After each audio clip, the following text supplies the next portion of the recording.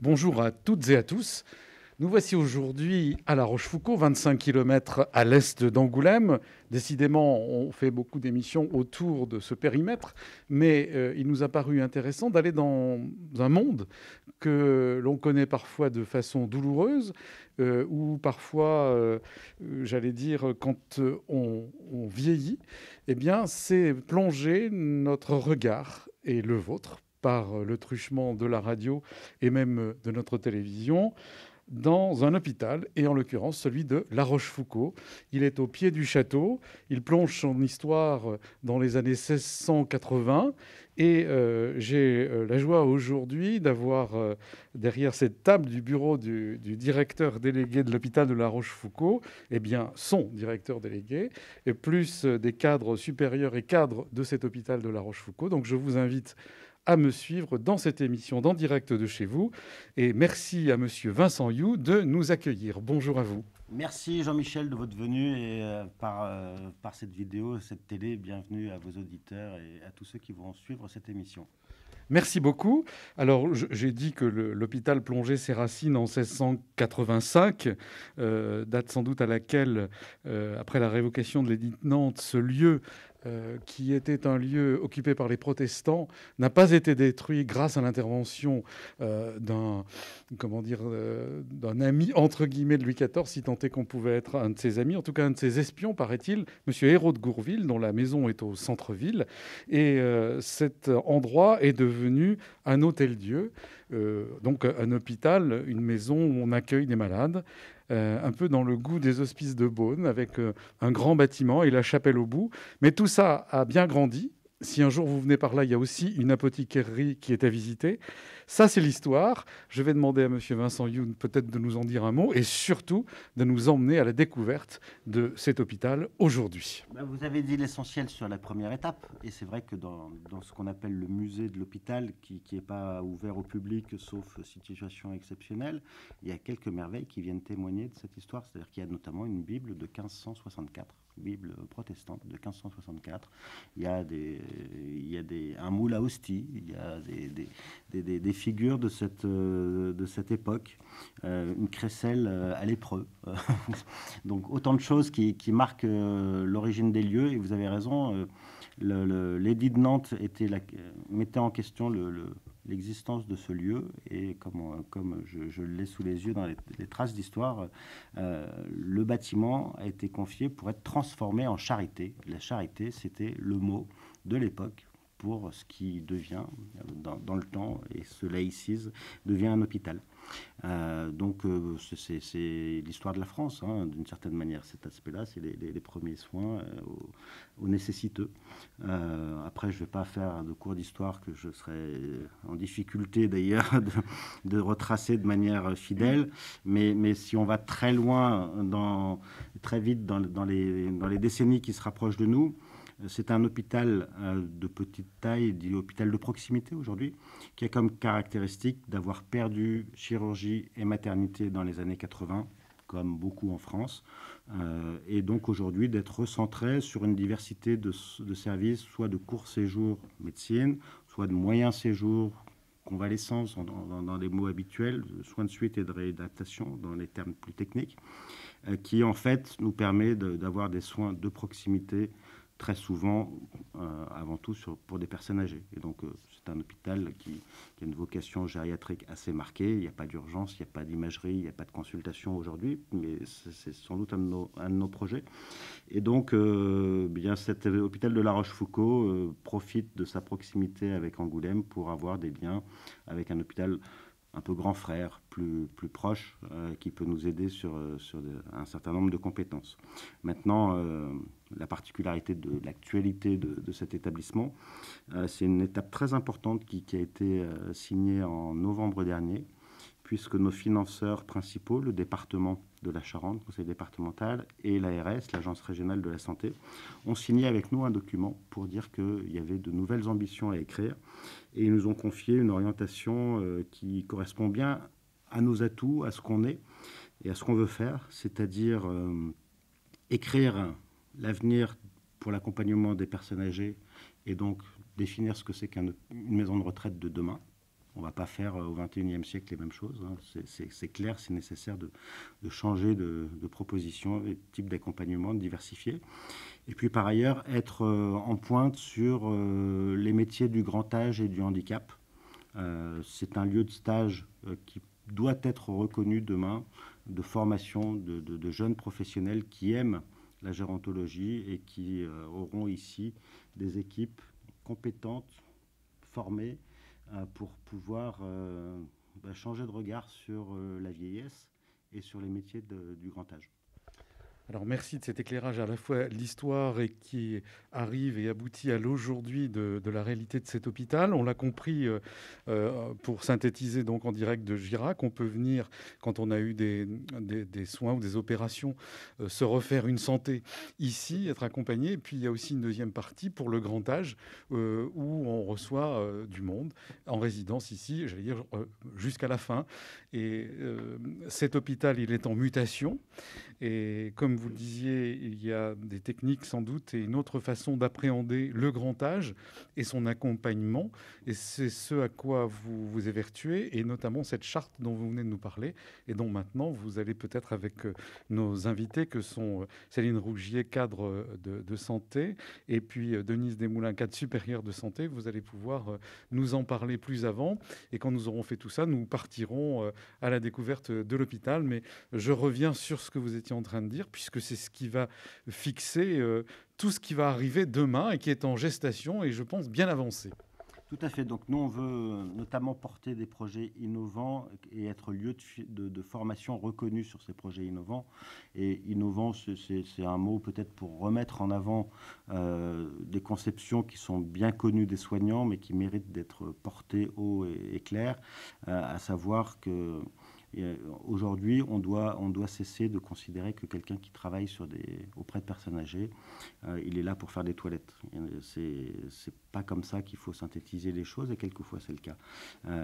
Les maisons de retraite doivent être des lieux de vie, et pour ça, ceux qui y travaillent doivent avoir la vigilance première, j'allais dire, de faire en sorte qu'on regarde la personne dans son histoire, dans ce qu'elle est, dans ce qui demeure des capacités, plutôt que de la réduire à sa pathologie ou à sa dépendance. Et donc, ce que l'on souhaite quitter, c'est le mot EHPAD, qui est un peu affreux, que personne ne sait d'ailleurs décrypter, mais ça veut dire établissement hébergeant des personnes âgées dépendantes, pour retrouver des lieux de vie qu'on appellera maison de retraite ou autrement, mais où il y a des personnes qu'on va connaître dans leur histoire et à qui on va essayer de proposer de garder un rôle dans une forme de vie sociale avec leur fragilité. Et donc c'est une partie synthétique du projet de formation que l'on veut relancer avec une démarche qui s'appelle la démarche Montessori adaptée aux personnes âgées et que Céline Rougier va porter notamment dans son équipe.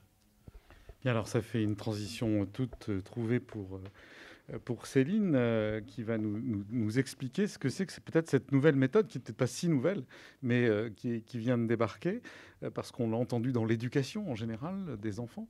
Et là, je ne savais pas, je le découvre, que ça joue aussi pour les personnes âgées. C'est bien que ce que vous venez de dire et que nos auditeurs et nos téléspectateurs sentent bien qu'on n'est plus comme autrefois un numéro où la petite dame ou le monsieur de la chambre X qui a telle ou telle pathologie ou problème, mais que derrière ces personnes, il y a toute une vie, toute une histoire, et qu'ils ont envie aussi d'être reconnus dans leur grand âge.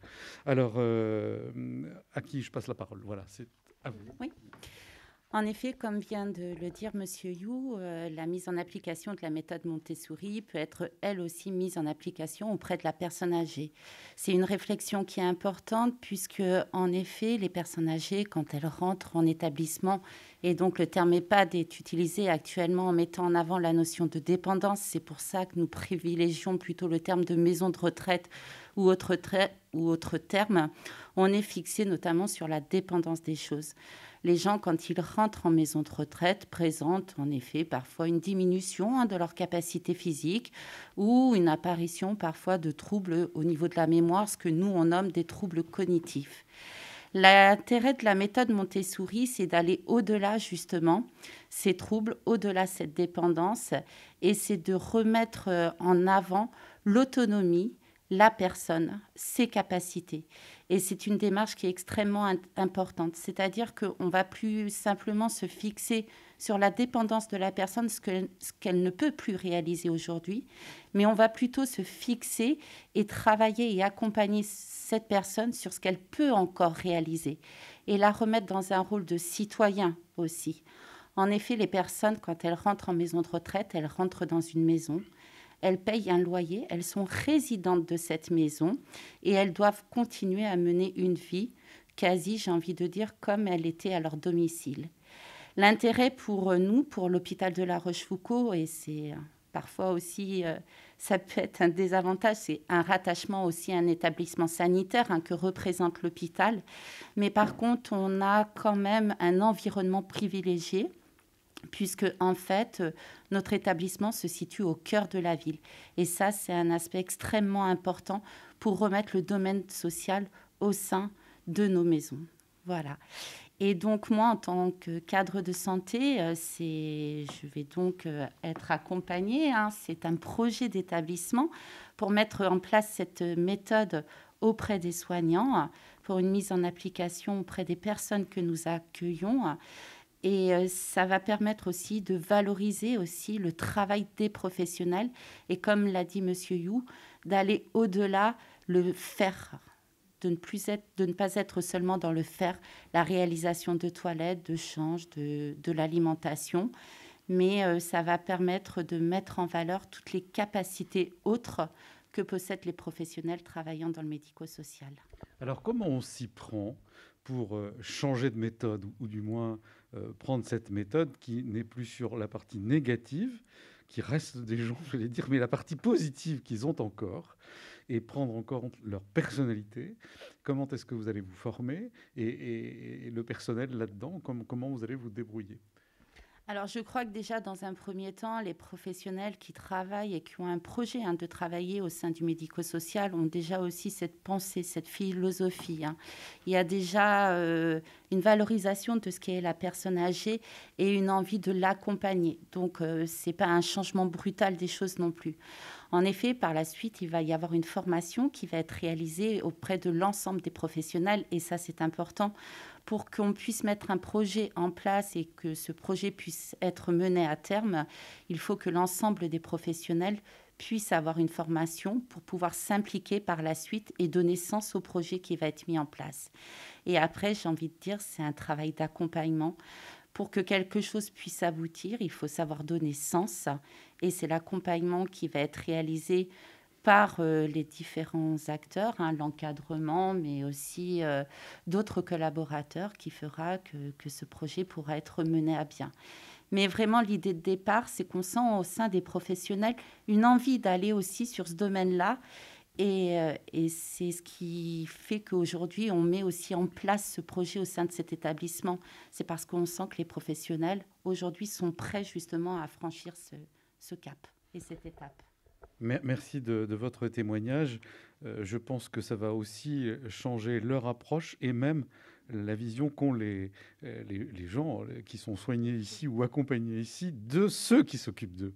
Tout à fait, ça va être un changement, j'ai envie de dire, de vision globale pour les professionnels, mais aussi pour les proches et pour les personnes qu'on accueille au sein de ces structures. Les maisons de retraite ont souvent été mises à mal quand même, pas réellement valorisées sur tout ce qui pouvait être fait en interne. Et aujourd'hui, il y a déjà des choses qui sont réalisées au sein de nos structures. Voilà, il y a du jardinage, il y a de la cuisine, enfin voilà, il y a déjà une approche qui est présente. Donc c'est vraiment changer l'image des choses, changer aussi l'image. On va tous un jour devenir une personne âgée. Et je pense que voilà, c'est remettre en valeur la personne âgée. On est âgé, mais on existe encore et c'est ce qui est essentiel. Eh ben, c'est très beau ce que vous venez de dire. Vincent, est-ce que vous voulez nous dire un mot? D'abord, quand est-ce qu'est née cette idée de faire la méthode Montessori? Comment est-ce que ça a été présenté et reçu? Et comment ça va se déployer maintenant, peut-être grâce à la charte? Alors, c'est une méthode qui est bien connue dans le monde entier. C'est vrai que le mot Montessori, le nom de Maria Montessori est plus celui d'une pédagogie pour les enfants, mais qui consiste finalement, le point commun à travers les générations, c'est aide-moi à faire seul.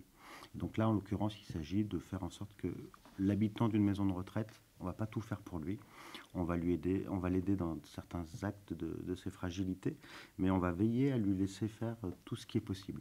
Et donc, moi, je l'ai découvert parce que la maison de retraite de Villebois-la-Valette m'avait invité à découvrir cette méthode et j'ai trouvé qu'elle était pertinente, qu'elle redonnait du souffle et du sens à un projet commun. Et donc j'ai eu l'expérience de la mettre en place dans d'autres lieux à Confolens et de voir qu'il y avait à la fois un changement de regard et finalement une redécouverte de la bonne gériatrie de base, au-delà de la marque Montessori. Peu importe la marque d'une certaine manière. La question c'est vraiment de se dire, quand on est dans une maison de retraite, on est là pour accompagner la vie de personnes qui y habitent et qui ont un rôle à retrouver dans ces années-là. Ça va de pair avec un autre projet, et c'est pour ça que tout ça est cohérent. Hein. Le projet immobilier, c'est aussi de faire en sorte que les maisons de retraite doivent cesser d'être mises à l'écart de la vie de la cité. C'est de faire en sorte qu'il y ait plein de bonnes raisons pour tout un chacun, toute génération, d'aller en maison de retraite parce qu'il y a une exposition, parce qu'il y a des choses qui s'y font, et qu'en fait on vienne combler ce fossé qu'il y a eu de plus en plus entre la vie à domicile, on essaye de s'y accrocher le plus longtemps, et puis à un moment donné, après quelques évolutions de santé, on est contraint souvent d'aller en maison de retraite, et on y va sans y être jamais allé. Et il faut remettre les maisons de retraite au cœur de la cité. Et donc pour ça, on a aussi un projet que Denise Desmoulins peut vous préciser, qui consiste à faire en sorte que nos 3 résidences, nos maisons de retraite, on trouve comment on va les remettre dans cette proximité directe avec la vie de La Rochefoucauld pour que ses habitants aient des occasions d'y aller. Alors j'allais dire, vous êtes déjà au cœur de la ville avec les bâtiments de façon historique et comme vous disiez tout à l'heure, c'est une chance de pouvoir être vraiment au cœur de la ville où on a une proximité. Et il suffit peut-être un peu plus d'ouvrir les portes et pas simplement aller visiter des gens.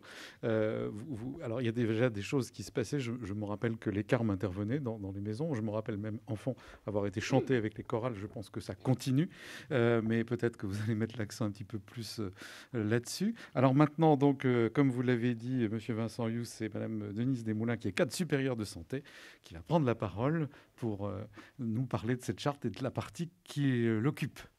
Alors, l'idée, c'est d'intégrer des tiers-lieux. Donc, nous venons de répondre à un appel à projet tiers-lieux. L'idée, c'est quand même d'avoir des espaces ouverts, avoir du collectif. Alors, je vais vous arrêter une toute petite seconde pour nous dire ce que c'est qu'un tiers-lieu pour les gens qui nous écoutent et qui ne savent pas ce que c'est qu'un tiers-lieu. C'est un lieu entre deux ? C'est ça, tout à fait. C'est un lieu entre deux. C'est un lieu qui est très ouvert.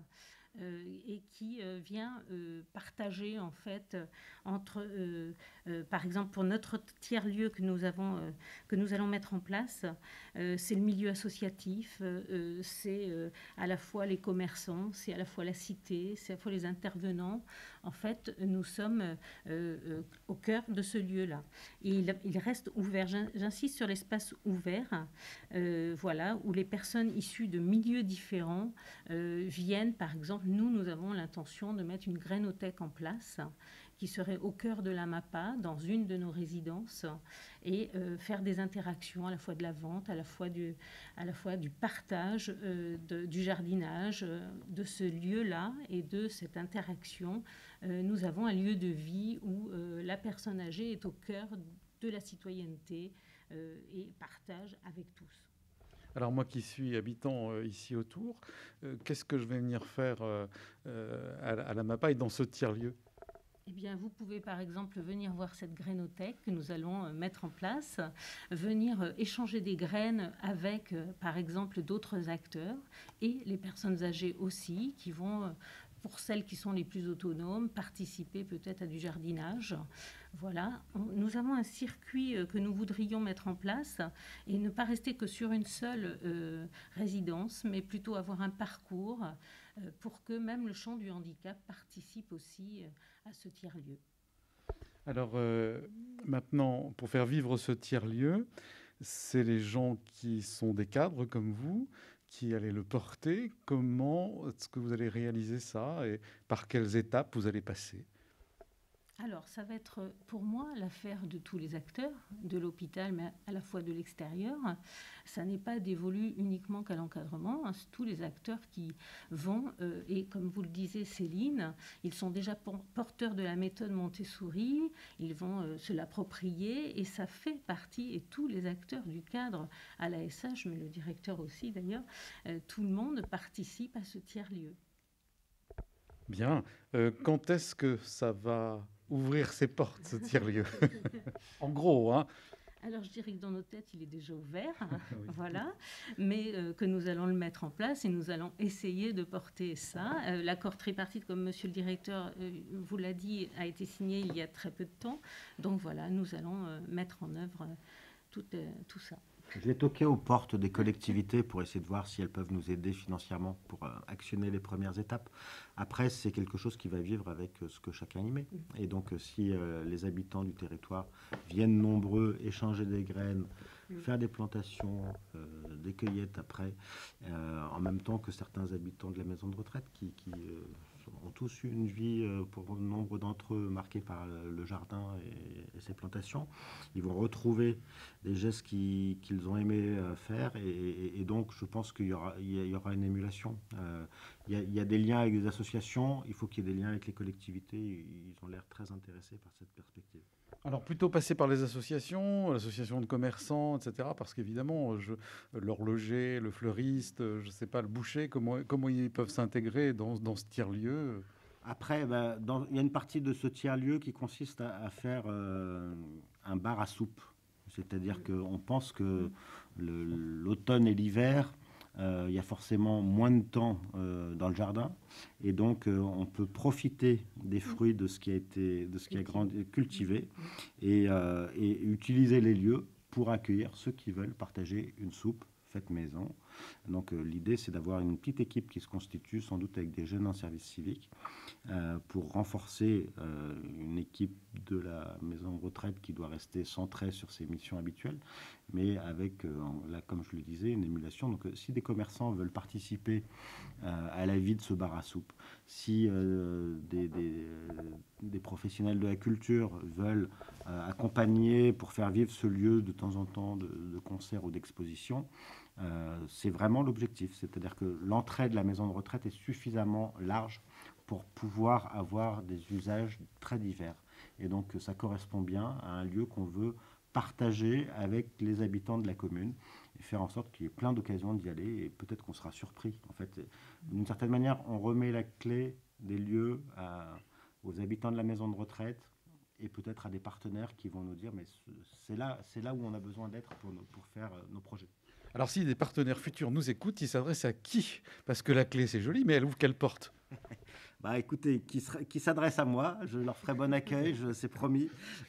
S'ils veulent nous aider à financer la première étape, ils seront accueillis. Si c'est pour des projets humains divers et variés, sans financement, ils seront bien accueillis aussi.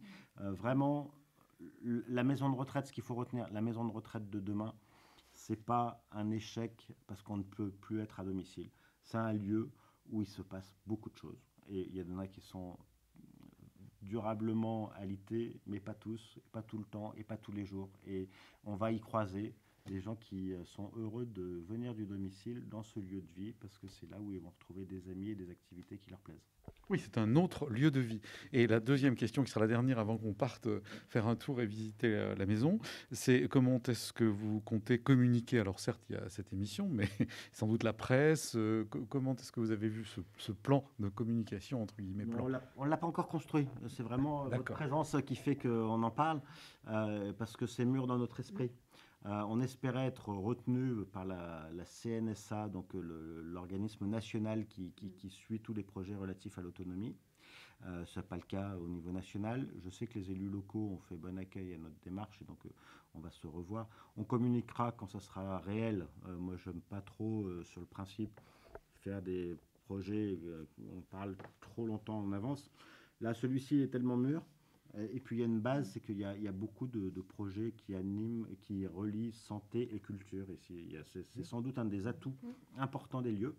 reconnus d'ailleurs, et notamment avec les carmes. Et donc, rapidement, il y aura des étapes opérationnelles. Alors, par quoi on va commencer? Est-ce que ce sera le bar à soupe, ou ce sera les graines, ou ce sera de repeindre l'entrée? Tout dépendra du Covid, de ce qui nous sera possible. Il faut un peu d'humilité dans ces périodes incertaines, mais la base, elle est là, et donc on est prêt à rentrer dans l'action, et donc on communiquera action par action. Alors, on l'a compris, tout ça est bien mûr, comme vous l'avez dit plusieurs fois. Donc, vous êtes prêts. Maintenant, en fonction des aléas, des virus ou autres, vous allez le mettre en place. Eh bien, écoutez, Céline et puis Denise, merci de votre témoignage. Je ne pense pas que vous nous suiviez. Non. Alors, et nous allons partir à la découverte de la maison. Il nous reste encore un bon quart d'heure pour découvrir. Merci encore à vous. Merci beaucoup. Et puis alors, on vous souhaite un bon lancement des tiers-lieux et tous les projets que vous avez. Merci en tout cas. Merci beaucoup. Alors, on passe la porte du bureau directorial. Allez, je vous suis. Vous allez nous dire où nous allons aller maintenant. Alors, l'hôpital a une nouvelle coquille, si j'ose dire, depuis 2015.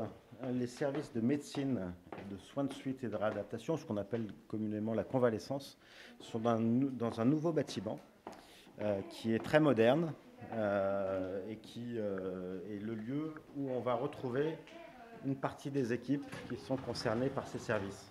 Donc là, on vient de passer l'entrée et l'accueil dans, j'allais dire, l'ancien hôpital. Nous sommes en face du château. La Tardoire coule au pied du château. Nous allons tourner à gauche et là, on a un bâtiment avec des couleurs un peu flashy et puis, comment dire, il est tout en ardoise, des murs en passant par le toit. Enfin, c'est pas de l'ardoise d'ailleurs, mais ça peut faire penser à de l'ardoise pour ceux qui nous écoutent et qui n'ont pas l'image. Et c'est pour être sans doute en harmonie avec le château et ses toitures derrière. Enfin, ça a été pensé, je suppose. Alors, je crois que, d'après ce qu'on m'a raconté, je n'étais pas là à l'époque, mais justement, l'architecte des bâtiments de France, qui avait son mot à dire de manière privilégiée sur le choix de cette architecture, a choisi justement la disharmonie. C'est-à-dire que la proximité avec le château impliquait, selon lui, qu'il y ait une construction qui soit radicalement en opposition.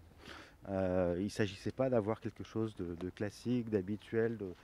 Vous savez, on fait souvent des hôpitaux qui se ressemblent tous. Là, il a voulu qu'il y ait un décalage et une rupture par rapport à ce qu'est le bâtiment phare des lieux, donc le château de La Rochefoucauld. Et donc c'est sûr que la disharmonie est parfaite. Après, on aime ou on n'aime pas. Moi, je trouve ça très joli.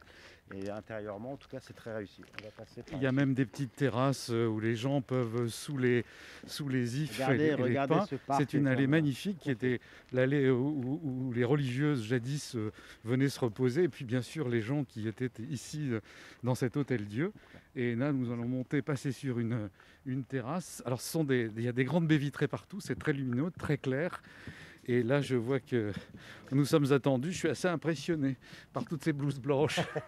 Ben oui, écoutez, il y a du monde en blouse blanche dans un hôpital. C'est assez classique de ce côté-là. C'est normal, voilà. Alors, on rentre.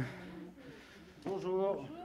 Alors, mesdames, messieurs, bonjour, ou monsieur, je ne sais pas. En tout cas, voilà. Je disais à monsieur Vincent You, le directeur de cette maison, que j'étais impressionné par tous les gens qui sont ici.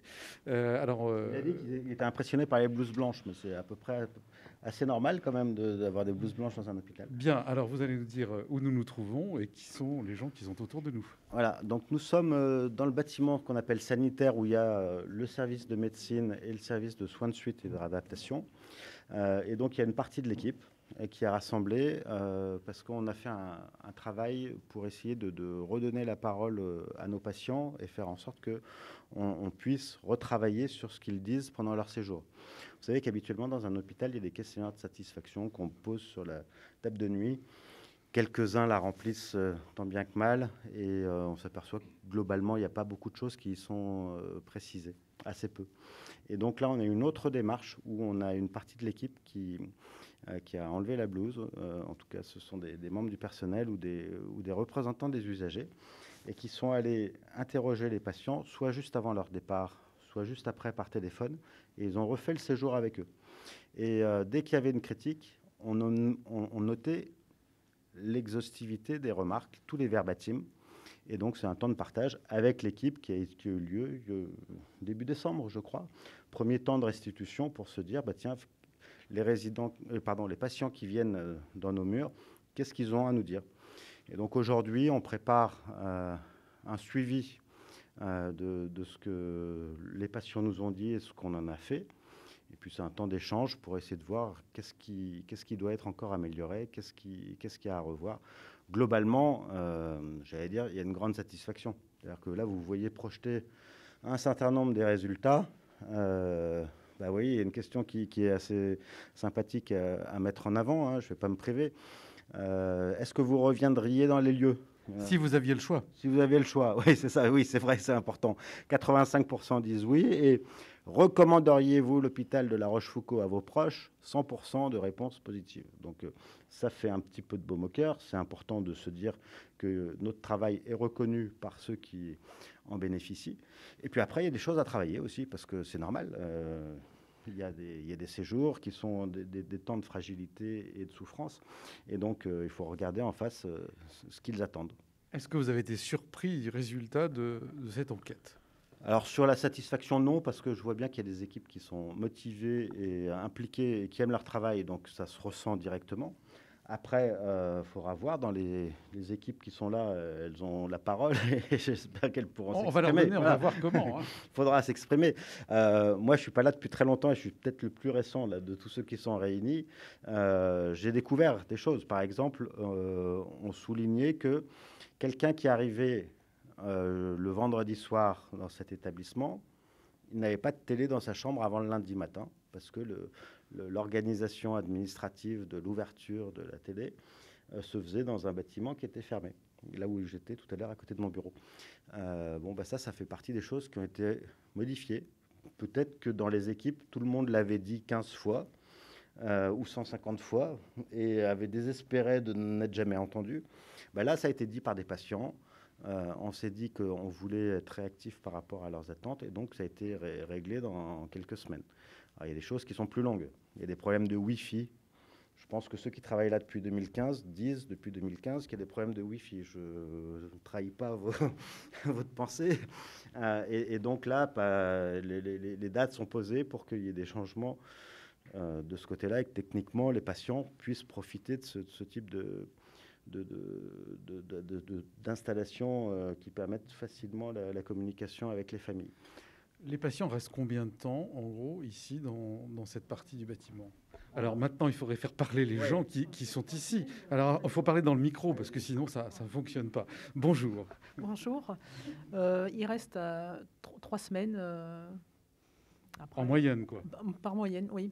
Après, c'est le médecin qui voit, enfin, voilà, au niveau de leur pathologie, ils peuvent rester une semaine de plus. Voilà. Alors, je pense que ça fait un certain temps que vous travaillez ici.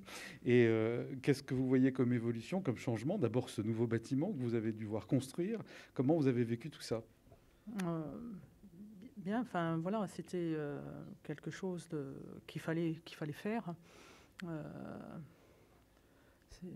Pour le confort des gens qui venaient ici, c'est-à-dire des choses plus lumineuses, plus actuelles, plus confortables. Plus confortables, oui, tout à fait.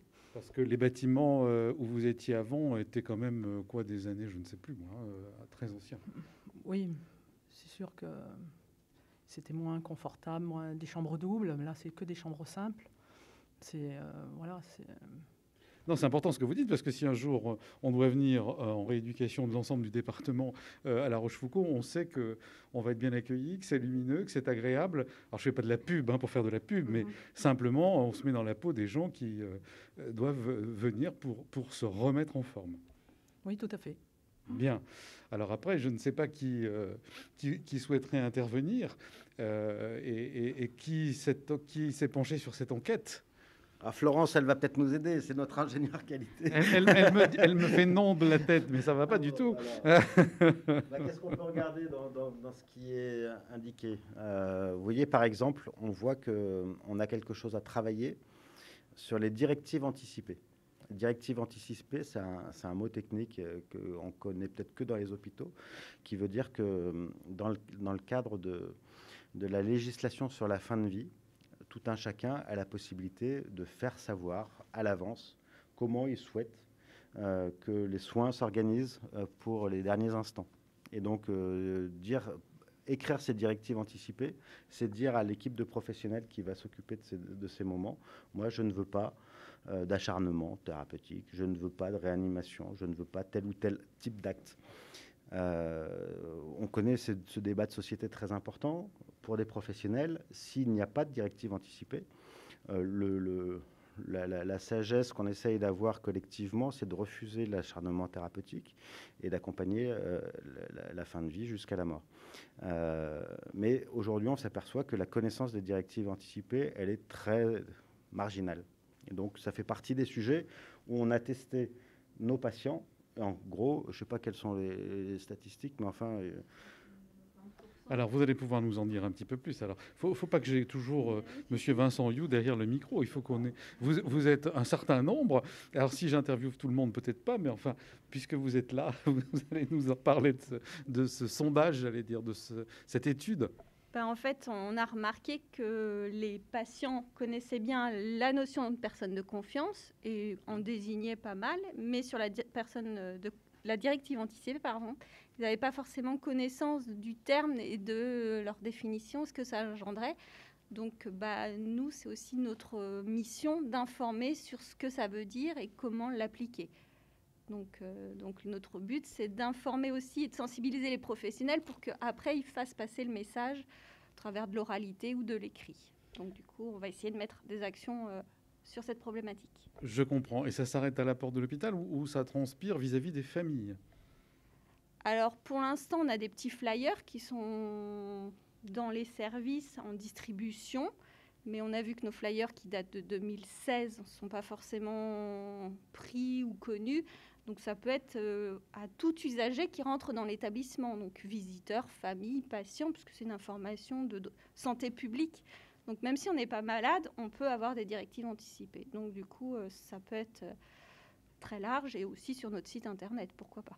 Il vaut mieux prévoir l'après, ça ne fait pas forcément mourir, mais ça aide bien ceux qui restent. Voilà. Bien. Alors, comment vous avez vécu cette enquête? Est-ce que vous avez été surprise ou pas? Et quand je dis vous, c'est aussi l'ensemble des gens qui sont là et qui travaillent ici. Après, nous, on n'était pas forcément surpris des réponses, puisqu'on a déjà notre questionnaire, ce que disait M. You tout à l'heure. Même si on n'a pas un gros taux de retour, on a quand même un taux de retour qui n'est pas si mauvais par rapport à nos petits copains voisins. Mais après, c'était intéressant aussi d'avoir le recueil des visiteurs par les verbatim. Et puis après, je pense que peut-être que certains professionnels ont été surpris des réponses ou ont été ravis des réponses parce qu'on a aussi valorisé chacun des corps des métiers et il y a des compliments. Donc, même si on voit des côtés négatifs, on prend aussi les compliments. Alors, qu'est-ce qu'il peut y avoir un exemple de surprise, de bonne surprise? De bonnes surprises. Alors, de bonnes surprises, je sais pas, c'est les remerciements de chacun, les locaux qui sont agréables. Je sais pas, aidez-moi. Alors, qui est-ce qui veut intervenir? Allez, je viens vers vous. Je rebondissais juste par rapport à ce que Florence disait. Même au niveau des repas, il y a certains patients qui ont fait remarquer que les repas étaient plutôt bons, d'autres non, mais dans la majorité... les repas sont plutôt affectionnés par les patients. Alors c'est important ce que vous dites, ça veut dire qu'on fait la cuisine ici? Oui, tout à fait. On a une cuisine centrale, oui, tout à fait. Parce qu'on parlait tout à l'heure des gens qui aimaient bien faire le jardin, etc., pour un tiers-lieu. Donc des gens de Charente, en gros, qui ont souvent eu un jardin, etc. Mais ils ont aussi l'habitude de bien manger. Donc c'est drôlement important de savoir que ici on fait les choses. Alors tout à fait, voilà, on a la cuisine centrale donc, qui prépare tous les repas avec les textures adaptées. Ceci dit, on a aussi certains patients qui ont fait remarquer que ce n'était pas leur goût en tout cas. Donc je pense qu'on a aussi des axes d'amélioration sur ce thème-là aussi. Oui, je pense que vous ne pourrez jamais plaire à tout le monde, mais qu'il nous donne quelques indications, oui, c'est important. Mais là, il y a une conséquence justement de cette enquête, c'est que c'est vrai qu'il y avait deux types de réponses. Forte satisfaction et puis quelques-uns qui disaient l'inverse. Et donc la conclusion, c'était de dire au personnel de la cuisine, ne restez pas dans votre cuisine, venez maintenant au pied du patient. Et donc ça a commencé, je crois, pour que les professionnels de la cuisine retrouvent le lien direct avec ceux qui bénéficient de leur travail et de leur repas, parce que c'est ça le travail d'un cuisinier. Donc là, la cuisine, elle peut être dans son petit bocal à l'écart, et c'est peut-être ça qu'il faut changer. Ah, si vous avez un restaurant, il vaut mieux savoir ce que pensent vos clients. Ben voilà, tout à fait. Et donc, il faut qu'on apprenne à avoir ce type de relation. Alors là, vous êtes deux hommes dans ce monde de femmes. Comment vous vivez ça, vous, monsieur? Je le vis très bien. Alors, votre rôle ici, c'est quoi? Je suis infirmier dans le service. D'accord. Et ça veut dire que vous passez combien de temps dans cette maison et comment, parce qu'on pourrait aussi poser la question, il y a certes ceux qui sont résidents pendant un certain temps et puis ceux qui y travaillent. Comment vous étiez là avant le nouvel hôpital ou pas, ou voilà, comment vous avez découvert ce lieu? Alors, j'ai découvert ce lieu, ça fait maintenant 1 an et demi que je suis là. Et je n'ai pas grand-chose de plus à vous dire. Bon, vous ne regrettez pas. Non, je ne regrette pas. C'est ça qui est important. Voilà, on a fait un peu le tour. Qu'est-ce qu'on aurait d'autre à dire sur cet endroit? En fait, là, on a... Si vous voyez quelqu'un encore à interviewer que moi, je ne connais pas, mais je tendrai mon micro bien volontiers. En fait, ce qui se prépare, c'est que la semaine prochaine, on va réunir d'anciens patients pour qu'ils reviennent refaire leur séjour avec nous. Donc là, on voit les questionnaires de ce qu'ils ont... Enfin, vous voulez dire qu'ils vont reprendre par la parole leur séjour avec vous? Oui, c'est ça. Voilà, ils ne vont pas venir pendant 3 semaines pour vivre leur séjour. Ils viennent pendant 2 heures, le temps d'une réunion qu'on appelle d'un focus group, c'est le terme à la mode, pour dire qu'avec des membres de l'équipe, ils vont réévoquer tous les aspects du séjour pour qu'on ait la meilleure compréhension de choses qu'on voit peut-être trop vite ou sur lesquelles on ne s'arrête plus.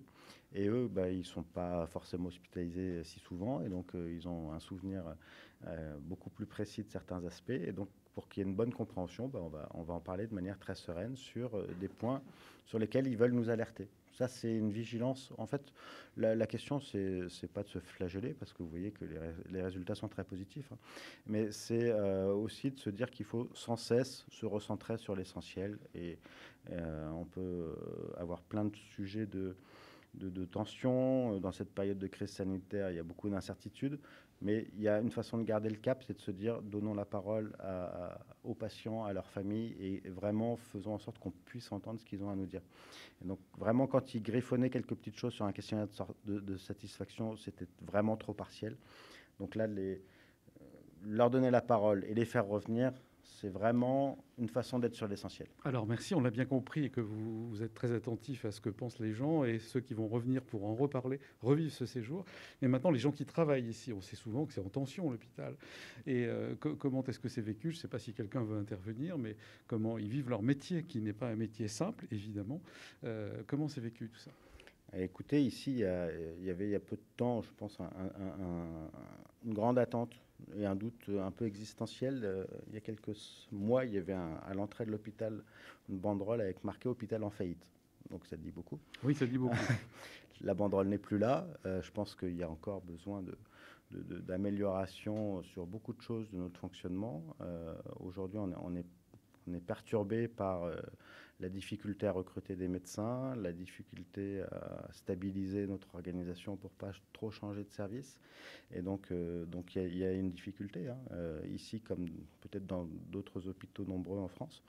Il y avait un besoin aussi de se dire que l'avenir, c'était pas que la comptabilité du déficit, et qu'il fallait pouvoir avoir des projets, qu'il fallait pouvoir avoir des perspectives de carrière pour chacun.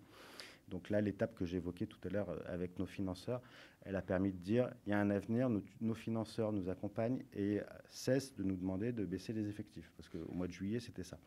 Donc là, il y a, je pense, un vrai tournant qui a été pris, mais demain n'est pas encore complètement balisé. C'est moins qu'on puisse dire, il y a encore beaucoup de fragilité.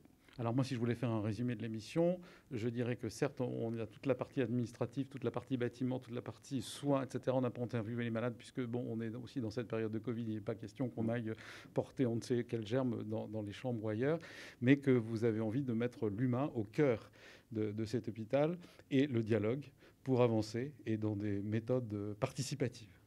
Oui, moi j'en suis absolument convaincu, c'est-à-dire qu'il faut réapprendre le droit à la parole en fait. Et donc dans les équipes, qu'on puisse s'exprimer sur ce qui doit être modifié dans notre organisation, dans les projets d'avenir, qu'on prenne le temps d'y réfléchir. Et donc ça, on a beaucoup de choses à travailler. Et puis dans le lien avec les familles et les patients, tout à fait. Écoutez, merci beaucoup de nous avoir reçus, Vincent You, ici à l'hôpital de La Rochefoucauld. Merci à tous les gens qui sont là, tout le personnel de cette maison, ceux que nous avons rencontrés tout à l'heure dans votre bureau, partout où nous sommes passés. Nous avons reçu un excellent accueil. Et moi, je vous dis à la semaine prochaine pour une autre émission d'En Direct de chez vous.